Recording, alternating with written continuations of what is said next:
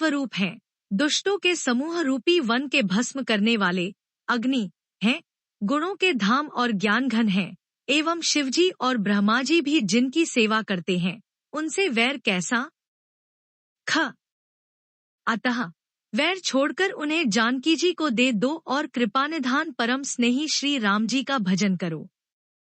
रावण को उसके वचन बाण के समान लगे। वह बोला, अरे अभागे, मुंह काला करके यहाँ से निकल जा। तू बूढ़ा हो गया, नहीं तो तुझे मार ही डालता। अब मेरी आंखों को अपना मुंह न दिखला।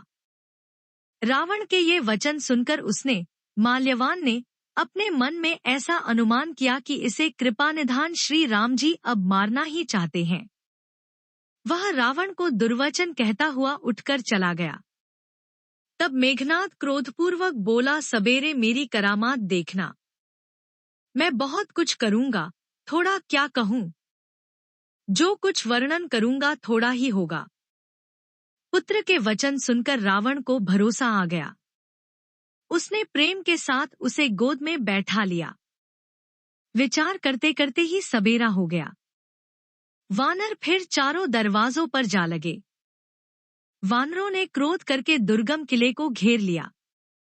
नगर में बहुत ही कोलाहल, शोर मच गया। राक्षस बहुत तरह के अस्त्र शस्त्र धारण करके दौड़े और उन्होंने किले पर पहाड़ों के शिखर रहाए। उन्होंने पर्वतों के करोड़ों शिखर रहाए। अनेक प्रकार से गोले चलने लगे। वे गोले ऐसा गहराते हैं जैसे वज्रपात हुआ हो, बिजली गिरी हो, और योद्धा ऐसे गरजते हैं मानो प्रलयकाल के बादल हों। विकट वानर योद्धा भिड़ते हैं, कट जाते हैं, घायल हो जाते हैं, उनके शरीर जर्जर चलनी हो जाते हैं, तब भी वे लटते नहीं, हिम्मत नहीं हारते। वे पहाड़ उठाकर उसे किले पर फेंकते हैं। राक्षस जहां के तहां, जो जहां होते हैं, वहीं मारे जाते हैं। मेघनाद ने कानों से ऐसा सुना कि वानरों ने आकर फिर किले को घेर लिया है। तब वह वीर किले से उतरा और डंका बजाकर उनके सामने चला। मेघनाद ने पुकार कर कहा, समस्त लोकों में प्रसिद्ध धनुर्धर कोसलाधीश दोनों भाई कहाँ हैं? नल, नील, द्विविद, सुग्रीव और बल की सीमा अंगद और हनुमान कहाँ है? भाई से द्रोह करने वाला विभीषण कहाँ है? आज मैं सबको और उस दुष्ट को तो हठपूर्वक अवश्य ही मारूंगा। ऐसा कहकर उसने धनुष पर कठिन बाणों का संधान किया और अत्यंत क्रोध करके उसे कान तक खींचा। वह बाणों के समूह छोड़ने लगा, मानो बहुत से पंखवाले सांप दौड़े जा रहे हों। जहां तहां वानर गिरते दिखाई पड़ने लगे। उस समय कोई भी उसके सामने न हो सके। रीछ वानर जहां तहां भाग चले। सबको युद्ध की इच्छा भूल गई। रणभूमि में ऐसा एक भी वानर या भालू नहीं दिखाई पड़ा जिसको उसने प्राणमात्र अवशेष न कर दिया हो, अर्थात जिसके केवल प्राणमात्र ही न बचे हों, बल पुरुषार्थ सारा जाता न रहा हो। फिर उसने सबको 10-10 बाण मारे। वानर वीर पृथ्वी पर गिर पड़े। बलवान और धीर मेघनाद सिंह के समान नाद करके गर्जने लगा।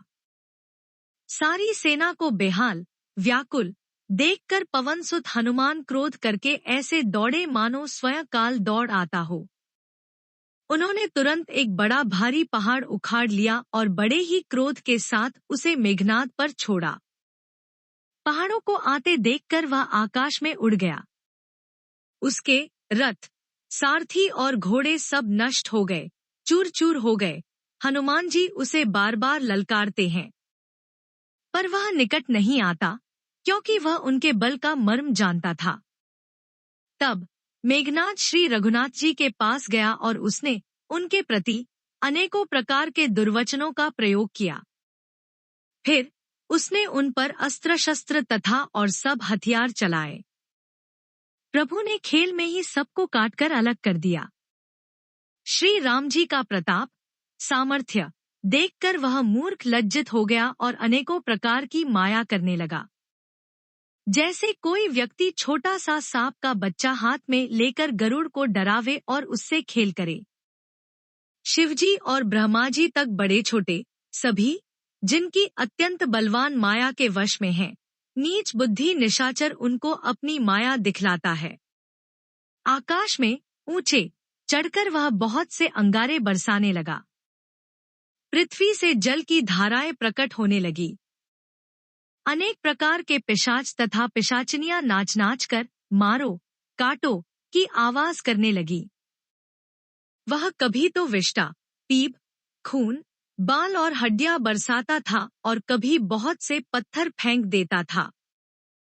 फिर उसने धूल बरसाकर ऐसा अंधेरा कर दिया कि अपना ही पसारा हुआ हाथ नहीं सूझता था। माया देखकर वानर अकुला उठे।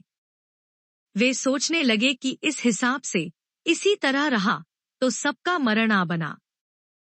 यह कौतुक देखकर श्री राम जी मुस्कुराए। उन्होंने जान लिया कि सब वानर भयभीत हो गए हैं। तब श्री राम जी ने एक ही बाण से सारी माया काट डाली, जैसे सूर्य अंधकार के समूह को हर लेता है। तदंतर उन्होंने कृपाभरी दृष्टि से वानर भालुओं की ओर देखा, जिससे वे ऐसे प्रबल हो गए कि रण में रोकने पर भी नहीं रुकते थे। श्री राम जी से आज्ञा मांगकर अंगद आदि वानरों के साथ हाथों में धनुष बाण लिए हुए श्री लक्ष्मण जी क्रुद्ध होकर चले। उनके लाल नेत्र हैं, चौड़ी छाती और विशाल भुजाएं हैं। हिमाचल पर्वत के समान उज्ज्वल गौरवर्ण शरीर कुछ ललाई लिए हुए है। इधर रावण ने भी बड़े बड़े योद्धा भेजे, जो अनेकों अस्त्र शस्त्र लेकर दौड़े। पर्वत, नख और वृक्ष रूपी हथियार धारण किए हुए वानर श्री रामचंद्र जी की जय पुकार कर दौड़े। वानर और राक्षस सब जोड़ी से जोड़ी भिड़ गए। इधर और उधर दोनों ओर जय की इच्छा कम न थी, अर्थात प्रबल थी। वानर उनको घूसों और लातों से मारते हैं, दांतों से काटते हैं। विजयशील वानर उन्हें मारकर फिर डांटते भी हैं। मारो मारो, पकड़ो पकड़ो, पकड़कर मार दो, सिर तोड़ दो और भुजाएं पकड़कर उखाड़ लो। नवों खंडों में ऐसी आवाज भर रही है। प्रचंड रुंड धड़ जहां तहां दौड़ रहे हैं। आकाश में देवतागण यह कौतुक देख रहे हैं। उन्हें कभी खेद होता है और कभी आनंद। खून गड्ढों में भर भर कर जम गया है और उस पर धूल उड़कर पड़ रही है। वह दृश्य ऐसा है मानो अंगारों के ढेरों पर राख छा रही हो। घायल वीर कैसे शोभित हैं, जैसे फूले हुए पलास के पेड़। लक्ष्मण और मेघनाद दोनों योद्धा अत्यंत क्रोध करके एक दूसरे से भिड़ते हैं। एक दूसरे को कोई किसी को जीत नहीं सकता। राक्षस छलबल, माया और अनीति, अधर्म करता है। तब भगवान अनंत जी, लक्ष्मण जी क्रोधित हुए और उन्होंने तुरंत उसके रथ को तोड़ डाला और सारथी को टुकड़े टुकड़े कर दिया। शेष जी, लक्ष्मण जी उस पर अनेक प्रकार से प्रहार करने लगे। राक्षस के प्राण मात्र शेष रह गए। रावण पुत्र मेघनाद ने मन में अनुमान किया कि अब तो प्राण संकट आ बना, ये मेरे प्राण हर लेंगे। तब उसने वीरघातिनी शक्ति चलाई। वह तेजपूर्ण शक्ति लक्ष्मण जी की छाती में लगी। शक्ति लगने से उन्हें मूर्छा आ गई। तब मेघनाद भय छोड़कर उनके पास चला गया।